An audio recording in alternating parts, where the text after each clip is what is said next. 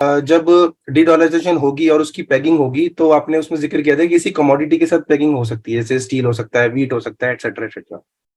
तो सर अगर किसी भी जिस भी कमोडिटी के साथ फ्यूचर में पेगिंग होती है, तो can we see a massive rise in prices of that particular commodity और नॉट?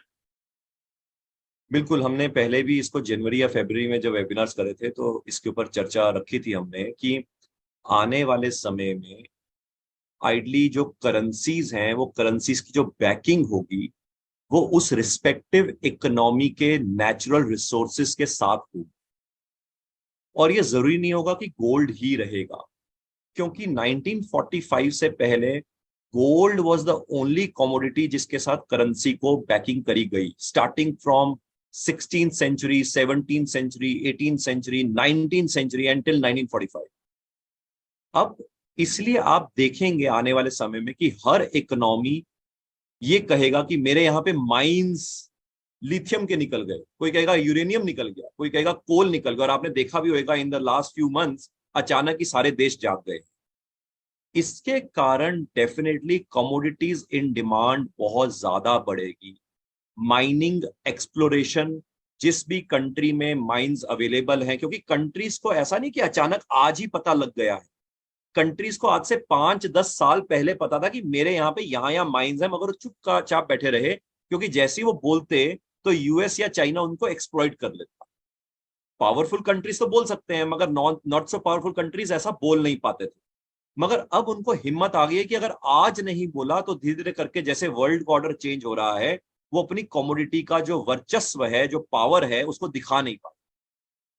हैविंग सेड दैट, कुछ इकोनॉमीज इंक्लूडिंग इंडिया जहां अपनी माइंस को दिखाएंगे कि हमारे यहाँ पे न्यू मिनरल्स मिले हैं, न्यू नेचुरल रिसोर्सेज मिले हैं, तो हम तो अपना एक्सप्लोरेशन वगैरह कर सकते हैं।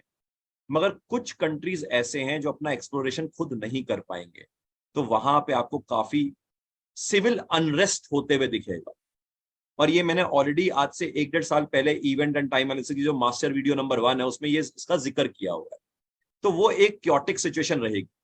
तो यस, कमोडिटी प्राइसेस बढ़ेंगे, मगर एक दूसरा कारण भी है जो कमोडिटी प्राइसेस को बढ़ाएगा, वो है वॉर लाइक सिचुएशंस। जैसे जैसे हम आगे बढ़ रहे हैं वो और ज्यादा डेट्रीमेंटल होता रहेगा, और ज्यादा फिरोशियस होता रहेगा। हालांकि रशिया यूक्रेन वार मेरे को आने वाले समय में अगले 6 से 9 महीने में एक हॉल्ट पे आते हुए दिखती है, मगर अलग काउंटर्स खुलते हुए दिखते हैं, क्योंकि रशिया जहां जितनी जितनी लैंड उसने आक्रमण करके अक्वायर करनी होगी वो कर लेगा।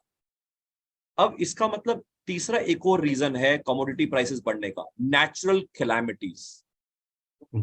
और ये मैं इसलिए जिक्र कर रहा हूं कि अभी ऑफ लेट आपने वाटर का प्रलय नॉर्थ इंडिया में सुना होगा, देखा होगा। ये तो सिर्फ ट्रेलर्स हैं। जैसे जैसे हम आगे हर साल ब साल आगे बढ़ रहे हैं, सिर्फ हिंदुस्तान नहीं, वर्ल्ड में नेचुरल कैलामिटीज, नेचुरल डिजास्टर्स और बढ़ते चले जाएंगे। तो यानी कि 3 रीजंस, एक कंट्री खुद अपनी माइंस को एक्सप्लोर करके बताने की कोशिश करेगा, दूसरा वार लाइक सिचुएशन डिफरेंट डिफरेंट जगह पे पनपेगी और सप्लाई चेन डिसरप्ट होएगी, तीसरा नेचुरल डिजास्टर जिसके कारण, नेचुरल डिसरप्शन के कारण सप्लाई चेन डिसरप्ट होएगा। ये तीनों रीजंस के कारण अल्टीमेटली कमोडिटी प्राइसेस ऊपर ही हैं।